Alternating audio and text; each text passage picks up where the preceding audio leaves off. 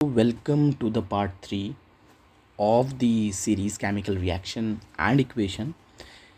In the last section, we discuss about how to write a chemical reaction, chemical equation क्या होता है, and skeletal and balanced chemical equation क्या होता है. And today we going to move forward and basically discuss about type of chemical reaction. उससे पहले बच्चों कुछ इंटेक्स के क्वेश्चन आते हैं and I covered all these in-text question in my recent reel.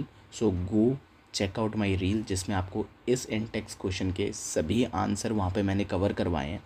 And remember this बच्चों, this question is very important for your 2027 board examination.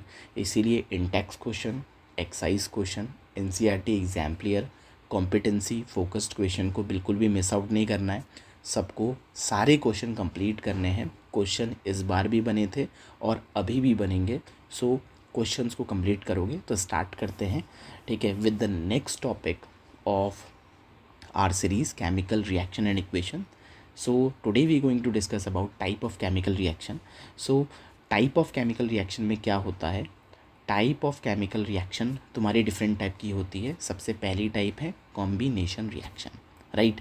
So combination reaction को दिखाने के लिए हमारे पास है एक एक्टिविटी 1.4. एक्टिविटी 1.4 में हमने क्या लिया है? हमने कैल्शियम ऑक्साइड लिया है. कैल्शियम ऑक्साइड को हम बोलते हैं क्विकलाइन. क्या बोलते हैं बच्चों? देखो यहाँ पर मैं इधर पर लिख के भी दिखा रहा हूँ तुम्हें, है ना. यह है आपका कैल्शियम ऑक्साइड. कैल्शियम ऑक्साइड के छोटे छोटे पैलेट्स होते हैं और अगर if you go to the shop आपको पता चलेगा क्विकलाइम का आपका पाउडर होता है, राइट. ठीक है, जिसको in Hindi we called chuna, right. So calcium oxide also called as quicklime. हम इसको बोलते हैं quicklime.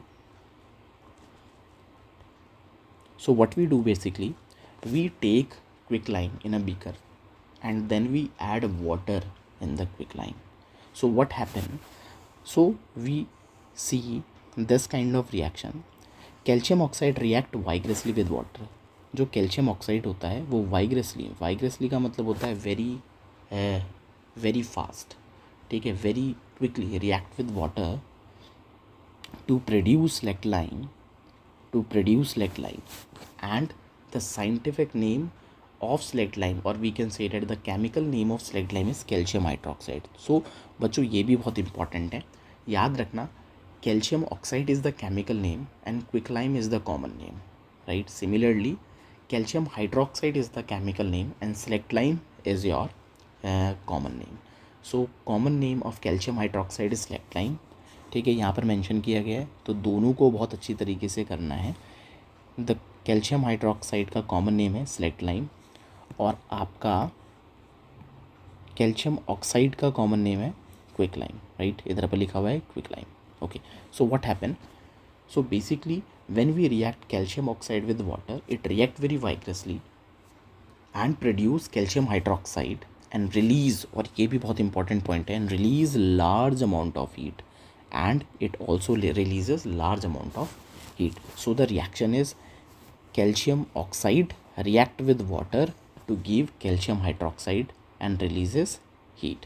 In this reaction calcium oxide and water combines. अब तुम यहाँ पर देखोगे इस रिएक्शन को प्रॉपरली एनालाइज करोगे तब पता चलेगा कि कैल्शियम ऑक्साइड तुम्हारा वाटर के साथ कंबाइन हो गया है to form a single product, और कंबाइन करके उसने एक सिंगल प्रोडक्ट बना दिया है. क्या बना दिया? एक सिंगल प्रोडक्ट बना दिया. ये सिंगल प्रोडक्ट क्या था? ये सिंगल प्रोडक्ट था तुम्हारा calcium hydroxide.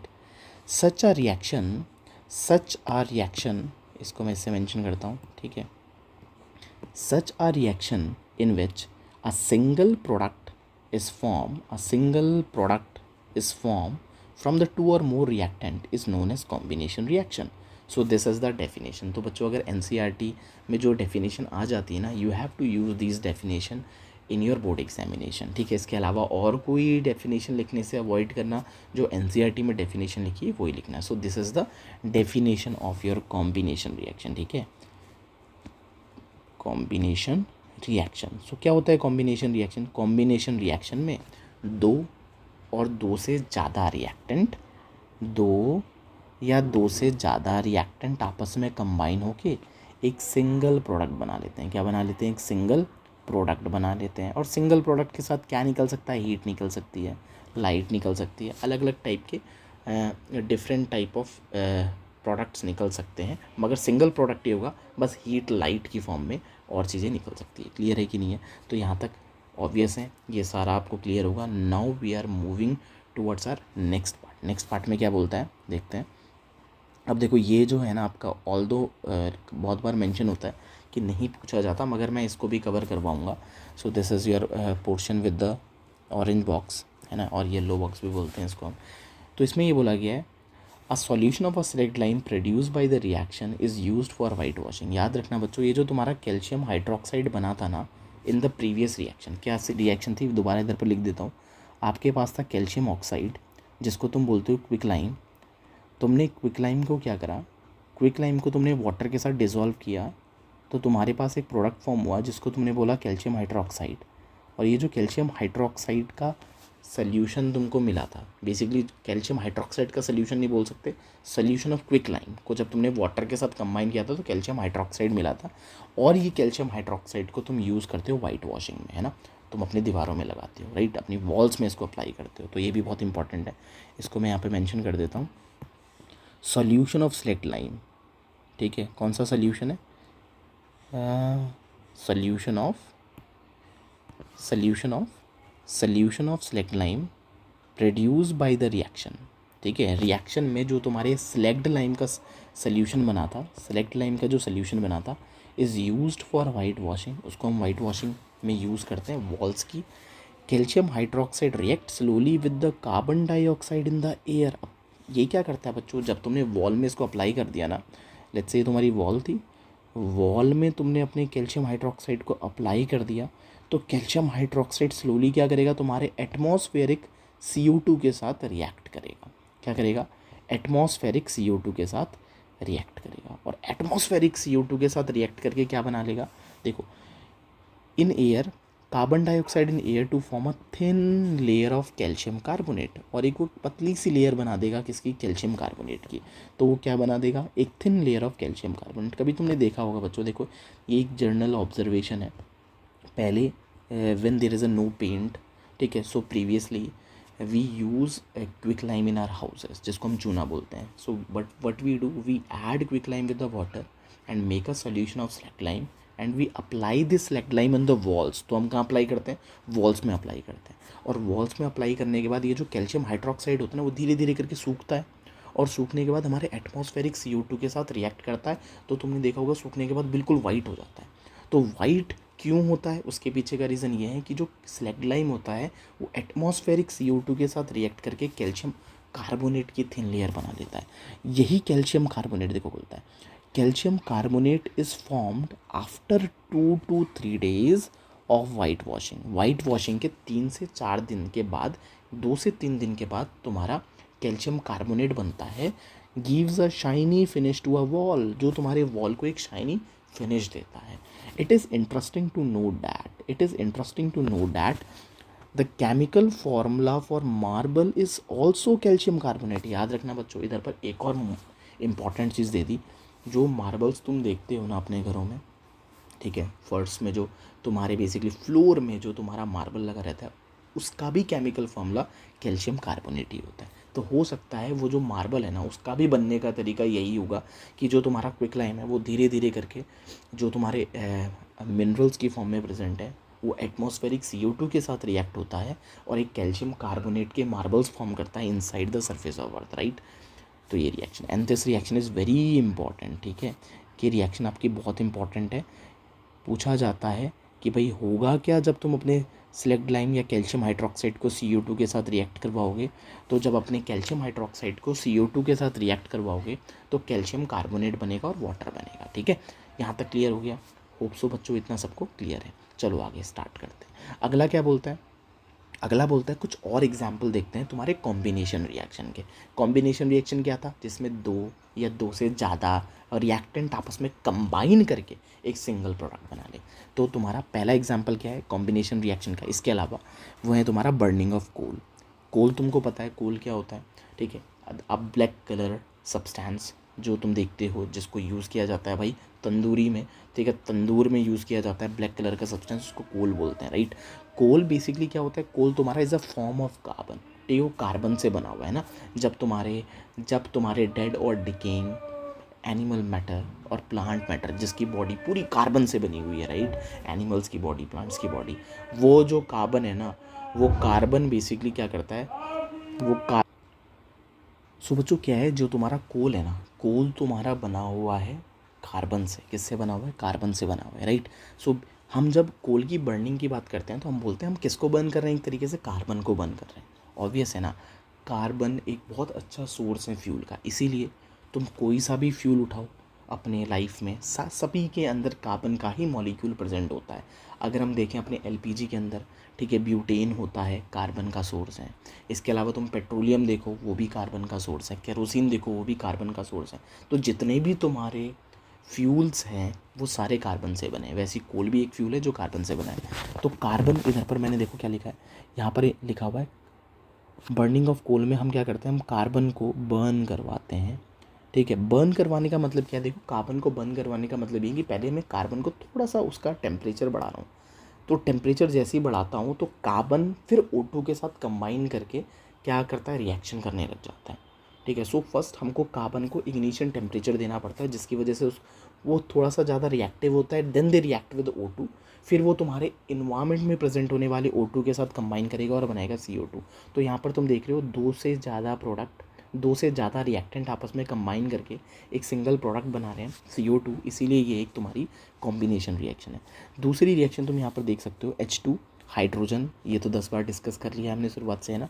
H2 plus O2 combines करके वाटर बना रहा है। सो ये दो एग्जाम्पल है जो तुम्हारे कॉम्बिनेशन रिएक्शन को डिफाइन कर रहे हैं। नाउ इन सिंपल लैंग्वेज क्या बोलते हैं, नेक्स्ट देखो बच्चों, यहाँ पर क्या बोला गया है, ये बोलता है in a simple language we can say that when two or more substances, element भी हो सकते हैं, ये दो सब्सटेंस एलिमेंट भी हो सकते हैं, ये दो सब्सटेंस कंपाउंड भी हो सकते हैं। जैसे कि एलिमेंट का एग्जांपल क्या देखें, यहाँ पर तुम देख रहे हो H2 और O2, these two are the molecule of element.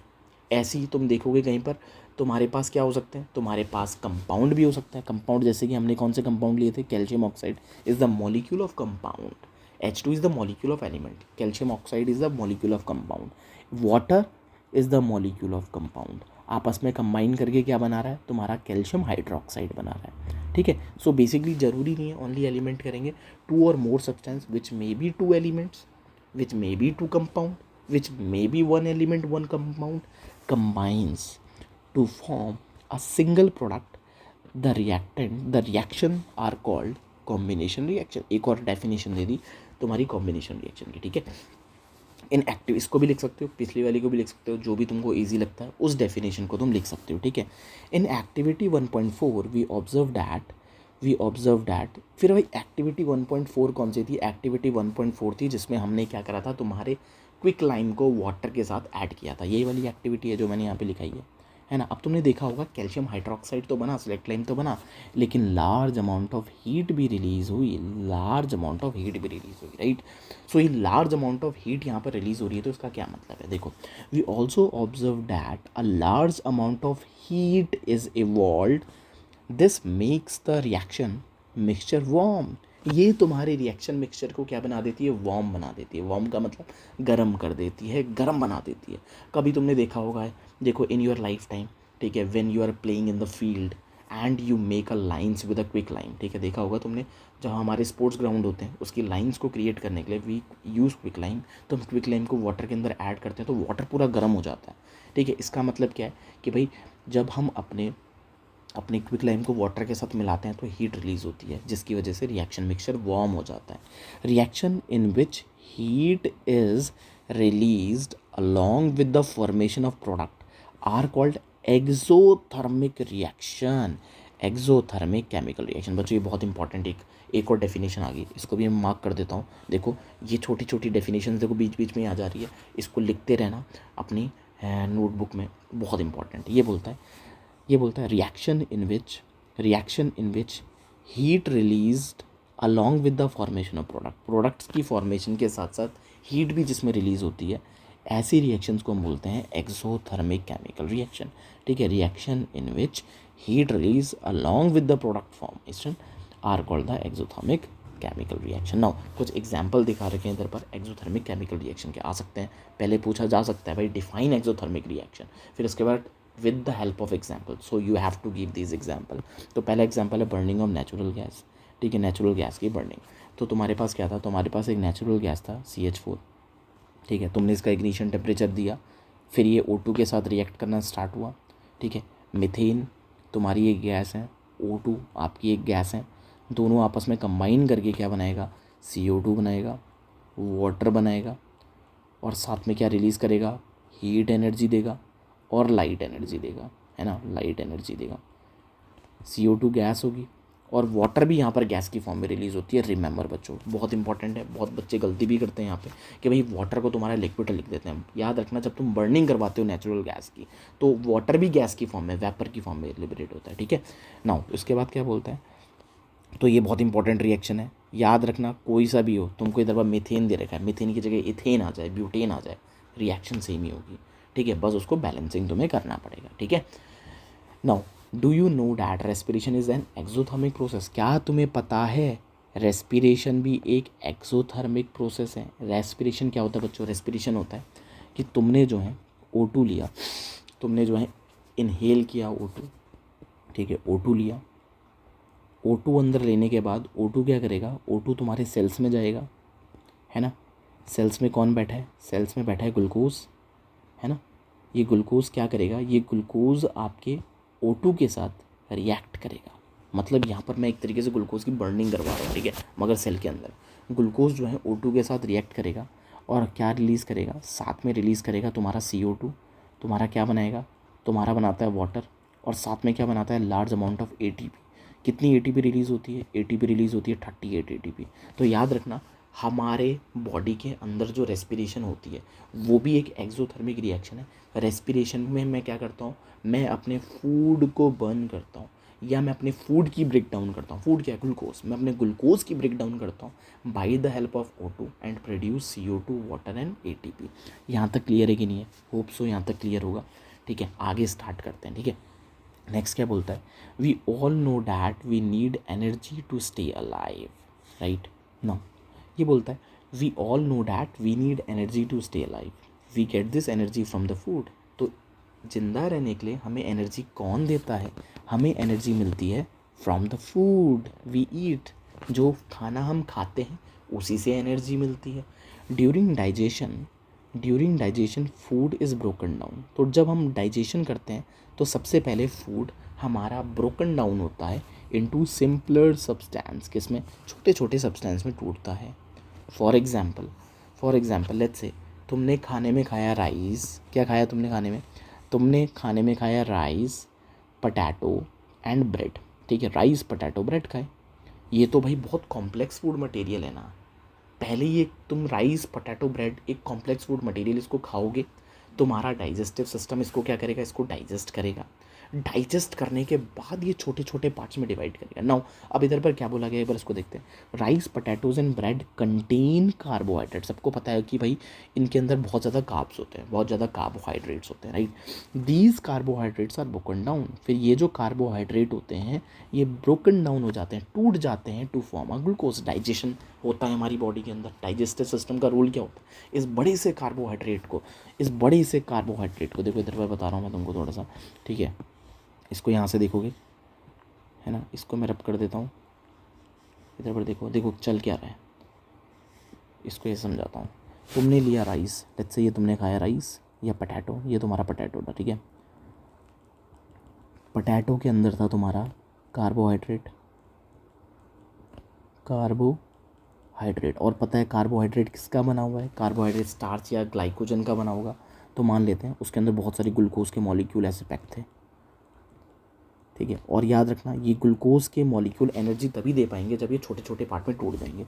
तो फिर क्या होगा, हमारा डाइजेस्टिव सिस्टम आएगा, हमारा डाइजेस्टिव सिस्टम क्या करेगा, हमारा डाइजेस्टिव सिस्टम इस बड़े से ग्लूकोज के मॉलिक्यूल्स को छोटे छोटे ग्लूकोज में ब्रेक डाउन कर देगा, है ना। और जब ये छोटे छोटे ग्लूकोज में ब्रेक डाउन हो जाएंगे तो अब O2 आएंगे, ईजिली ग्लूकोज को ब्रेक डाउन करेंगे और हमें क्या देंगे, हमें देंगे एनर्जी, ठीक है, हमें देंगे एनर्जी, तो ऑक्सीजन आएगा, ग्लूकोज को ब्रेक डाउन करेगा और एनर्जी मिलेगा। नाउ क्या बोलता है, these carbohydrates are broken down to form a glucose, these glucose combines with oxygen, ये ग्लूकोज फिर ऑक्सीजन के साथ कंबाइन होंगे, कहाँ पर होंगे, इन दी सेल्स, सेल्स के अंदर, इन आर बॉडी, हमारे बॉडी के सेल्स के अंदर, एंड प्रोवाइड्स एनर्जी, और क्या प्रोवाइड करेंगे, एनर्जी प्रोवाइड करवाएंगे।